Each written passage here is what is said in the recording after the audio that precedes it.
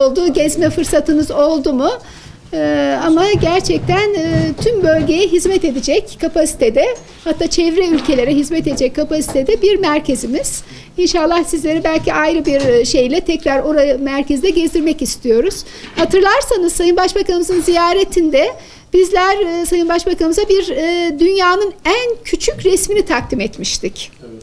Nanoteknolojiyle üretilen dünyanın en küçük resmi. Bizimkinden önce dünyanın en küçük resmi bir kıl kadar bir silikon üzerine monte edilmişti. Bizimki bir kılın yarısından da daha küçük, daha ince bir silikon üzerine monte edilmişti. Laboratuvarımızda bunun benzeri pek çok ileri teknolojik imkan söz konusu, her türlü tetkikler, her türlü araştırmaların yapılabileceği çok kapsamlı bir merkez. İnşallah bunu size daha sonra Hamdi hocamız veya bizler de tekrar tanıtımını yapabiliriz. Aslında malum bir konu. Daha önce de sanıyorum dün müydü? Evet, Genel Sekreterimiz de yine bu konuyla ilgili sizleri bilgilendirdi. Fakat maalesef konu tekrardan çok yanlış bilgilendirmelerle kamuoyu, buyurun. Kamuoyu gündeminde yanlış bilgiler, bilgi kirliliği diyeceğimiz tarzda, çok abartılı, gerçeklerle bağdaşmayan tarzda devam ediyor. Ali Ceylan hocam, sizleri de şöyle yakına alalım. Bir sandalye çekelim. Sandalye getirsin. Evet. Bu şekilde bizde de yeniden bu konuyla ilgili ve gelecekte bununla ilgili yapılması planlanan neler var? İlgili konuyu içerisine alacak her türlü, gerek kurumsal, gerek bilimsel yönüyle, gerek diğer yönleriyle konunun taraflarını diyelim, paydaş olabilecek taraflarını da biz bugün üniversitemize davet ettik. Onlarla görüşmeler yaptık. Ve bu konuda geçmiş ve gelecekte oranın ıslahı yönünde neler yapılabileceğini paylaştık. Şimdi sizlerle de bunu paylaşmak istiyoruz. Kimlerle görüştük? Belediye ile görüştük. Belediyeden bir komisyon oluşturacağız. Oradan da bir katılım sağladık. Diğer şeylerimizi takdim etsin. Şu anda Ayhan Bey, Ayhan Ziro, Orman İşletme Şube Müdürümüz. Müdür vekilimiz. Özür dilerim. Erdal Seven Bey, Doğa Koruma Milli Parklar İl Şube Müdürümüz. Mustafa Temel Bey, Diyarbakır Çevre ve Şehircilik İl Müdürümüz. Kurum bu işin içerisinde şu an ortak bir çözüm üretilmeye çalışılıyor. Biliyorsunuz orası bir bataklık alan. Bu bataklık alan ÇEVGÖN Başkanımızın da hem profesör olarak hem ÇEVGÖN Başkanı olarak birazdan size bu konuyla ilgili bilgi aktaracak.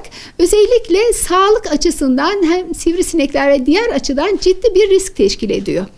Artı biz 2 yıl önce belediyenin de dahil olduğu itfaiye ekiplerinin çıkan bir yangın nedeniyle, şu an bahse konu olan alanda çıkan bir yangın nedeniyle belediyenin araçları da dahil olmak üzere itfaiye araçları maalesef yangına müdahale edemediler.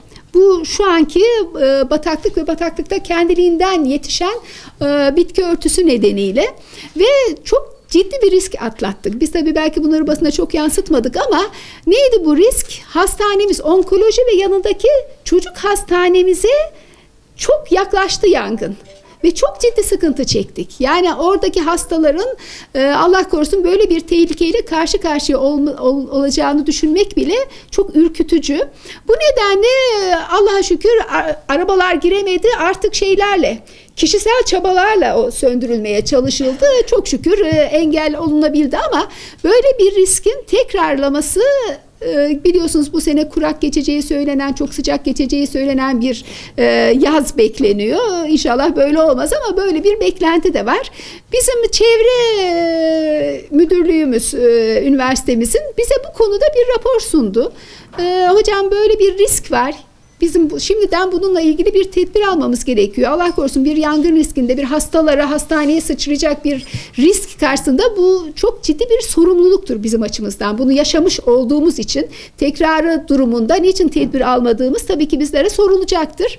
Bu nedenle biz de bu konunun ilgili esas bir tek ağacın bile kesilmesi tabii ki mümkün değildir. İlgili kurum İl Orman İşletme Müdürlüğü'nden görüş istedik. Onlar da hem bataklık yönüyle hem gerçekten bizim geçmişteki yaşadığımız o yangına müdahale edememe riski oluşturan haliyle bunun rehabilite edilmesi, buradaki sonradan kendiliğinden biten ağaçların uzaklaştırması, gerektiği kadar uzaklaştırması yönünde bir rapor sundular. Çok gerçekten sorumluluk isteyen bir şey bu. Ve biz de bu doğrultuda asgarisini yapmaya çalıştık. Yani orada emniyet şeridi mi deniyor, evet, yangın için? Evet. Emniyet şeridi oluşturulacak şekilde şöyle bunu yangına müdahaleyi sağlayacak ya da sıçramasını birbirine engelleyecek şekilde bir tedbir alınmaya çalışıldı. Tabii burada sayı neydi? Sayı maalesef insan hani bunun abartılıp hele yetkili denilen ağızlar, yetkili olması gereken ağızlardan yanlış iletilmesi gerçekten son derece üzücü. Çünkü bizim tespitlerimiz, bizim kendi şeyimize göre 600, 700, 800 gibi. Ama belediye gelip oraya bir ceza yazmış. Belediyenin yazdığı cezaya göre de 900 küsur. Resmi olarak bu. Zaten 12'sinden sonra bir tek şey kesilmiş değil. Bizim 12 Şubat'tan itibaren orada olayımız bitmiş. Gereken o asgari yangına müdahale ile ilgili emniyet şeridi oluşturulacak kadar şey sağlanmış. İşte 600, 700, 800 ağaç gibi. Ve ondan sonra olay bitmiş. O açıdan bitmiş. Ama şu açıdan devamı gelecek. Rehabilite edilmesi açısından devamı gelecek. Zaten biz bugün bununla ilgili Sabri Hocamız daha önce söylemişti, bir komisyon oluşturmayı düşünüyorduk. Bugün bununla ilgili de bir komisyon oluşturuldu. İlgili kurumlar evet, kesim 2 Şubat 12 Şubat tarihleri arasında yapılmış zaten. 13'ünden itibaren hiçbir kesim yok orada.